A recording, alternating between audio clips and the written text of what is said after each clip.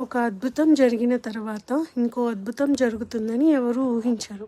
కానీ ఆ రాత్రి హనుమాన్ పిల్లవాడిని రక్షించి గ్రామం వైపు వెళ్తున్నప్పుడు ఆయన రక్షించిన అదే దేవాలయం లోపల ఒక శబ్దం, ఒక వెలుగు, ఒక రహస్య కదలిక జరిగింది. ఆ గర్భగుడిలో ఎవరూ లేరు, కానీ విగ్రహం కళ్ళ నుంచి జ్యోతి వెలువడింది. ఆ జ్యోతిని చూస్తే మనసు ఒక్కసారిగా ఆగిపోతుంది. ఎందుకు ఆ విగ్రహం అలాగైంది? అది ఒక సూచన, లేక ఇంకా పెద్ద అద్భుతానికి ఆరంభమా? ఈరోజు కథ మీ హృదయాన్ని మాయలోకి తీసుకెళ్తుంది. హనుమాన్ గర్జనతో అడవిలోకి దుష్టశక్తి అంతమైంది. ధర్మను రక్షించిన తర్వాత గ్రామం ప్రశాంతంగా నిద్రలో మునిగిపోయింది. చంద్రుడు మేఘాల మధ్య నెమ్మదిగా ప్రయాణిస్తున్నాడు. గాలి మృదువుగా ఊగుతుంది. కానీ అడవి మధ్యలో ఉన్న ఆ దేవాలయం మాత్రం నిశ్శబ్దంగా లేదు.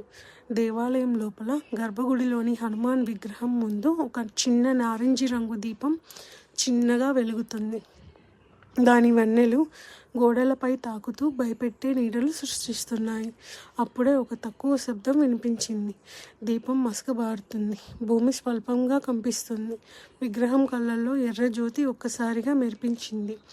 ఎవరూ అక్కడ లేరు, కానీ విగ్రహం ముందున్న గాలి తీవ్రమైన శక్తితో నిండిపోయింది. విగ్రహం వెనుక ఉన్న పాత గోడపై ఒక బంగారు అక్షరం దేవనాగరి లిపిలో ప్రత్యక్షమైంది. ధర్మో రక్షతి రక్షితః అని. అర్థం ధర్మాన్ని కాపాడితే ధర్మమే నిన్ను కాపాడుతుంది అని. ఈ రహస్య శబ్దం మొత్తం దేవాలయం అంతా ప్రతిధ్వనించింది. అదే సమయంలో దేవాలయం వెలుపల ఒక చిన్న అమ్మాయి, సీత, చేతిలో పూల తామర, కన్నుల్లో భయంతో నెమ్మదిగా ఆలయం దగ్గరకు వచ్చింది. ఆమెకు ఆ రాత్రి ఒక కల వచ్చింది. ఆ కల్లో ఒక మృదువైన స్వరం చెప్పింది, రా బిడ్డ, ఈరోజు ఆలయానికి రావాలి అని. అమ్మాయి కళ్ళల్లో అయోమయం, కానీ మనసులో ధైర్యం ఉంది.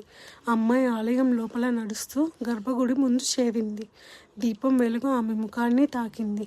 హనుమాన్, నన్ను పిలిచిందెవరు అని అడిగింది. అంటే అదే బంగారు అక్షరాలు మళ్ళీ మారాయి. ఈసారి అవి ఆమె ముందు మెల్లగా ప్రకాశిస్తూ పదాలుగా మారాయి. నీవు ఎంపికైన దానివి కాదు, ఎంపికైన దాని సందేశం తీసుకువచ్చావు నువ్వు అని. సీతకు అర్థం కాలేదు. ఎంపికైందంటే ఎవరు స్వామి? అప్పుడు ఆమె వెనక గాలి కంపించింది. సీత తిరిగి చూసి భయంతో ఒక్క అడుగు వెనక్కి వెళ్ళింది. ఒక దివ్య కోతి రూపం చిన్న ఆకారంలో కాంతితో తయారైనట్టుగా ఆమె ముందు కనిపించింది. అది పెద్ద హనుమాన్ కాదు, కానీ చిన్న హనుమాన్ రూపం, ప్రతీక రూపం. ఆ రూపం చిరునవ్వు నవ్వింది. భయపడవద్దు సీత, నేను సందేశాన్ని తీసుకురావడానికి వచ్చాను అని. సీత నెమ్మదిగా అడిగింది, ఏ సందేశం అని. అప్పుడు చిన్న దివ్య వానరు చెప్పారు, హనుమాన్ శక్తి ఈ ఆలయంలో మేల్కొంది. కారణం, ధర్మ భయం లేకుండా ఆయన్ను పిలిచాడు. ఇప్పుడు మరో పెద్ద పరీక్ష ప్రారంభమైంది. సీత కళ్ళు పెద్దవయ్యాయి. ఏ పరీక్ష అని. అప్పుడు ఆ రూపం వాక్యం చెప్పింది, ఇక్కడికి ఒక శక్తి రాబోతుంది. దాని పేరే మాయా వేటాల. పాతకాలంలో శపించబడిన ఒక ఆత్మ. గాలి ఒక్కసారిగా చల్లబడింది. దీపం కదిలింది. అది ఎవరిని వెతుక్కుంటుందంటే భయపడిన హృదయాన్ని. సీత గొంతంతా చిన్నగా అడిగింది, అది ధర్మ అన్నా అని. చిన్న హనుమాన్ రూపం తలాడాడు. అవును, అదే ఆ ధర్మం. అతడు భయం మీద విజయాన్ని సాధించాడు. అందుకే ఇప్పుడు అతన్ని పరీక్షించడానికి మాయా వేటాల వస్తుంది. సీత వణికిపోయింది. అప్పుడు అతన్ని ఎవరు కాపాడుతారు? ఆ దివ్య రూపం నవ్వింది. అదే నవ్వులో కరుణ, ధైర్యం, దివ్యత. ధర్మ జయాన్ని జయించినప్పటికీ ఒక్కడే కాదు, ఈ ప్రపంచం ధైర్యం, విశ్వాసం, ప్రేమపై నడుస్తుంది. అందుకే ధర్మకు నువ్వు అవసరం. సీత ఆశ్చర్యంతో అడిగింది, నేనేం చేయగలను అని.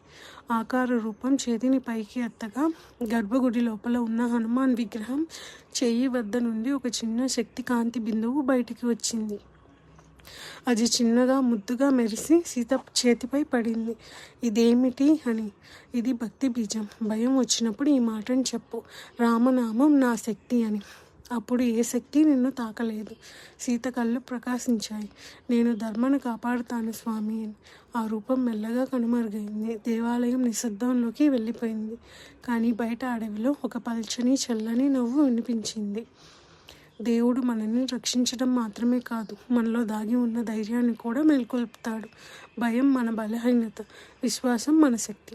కానీ మరుసటి రోజు ఉదయం ధర్మ నిద్ర లేచినప్పుడు అతని మంచం దగ్గర ఒక విచిత్రమైన నీడ కనిపించింది. అది ఎవరు నీడో ఎపిసోడ్ 3లో తెలుసుకుందాం.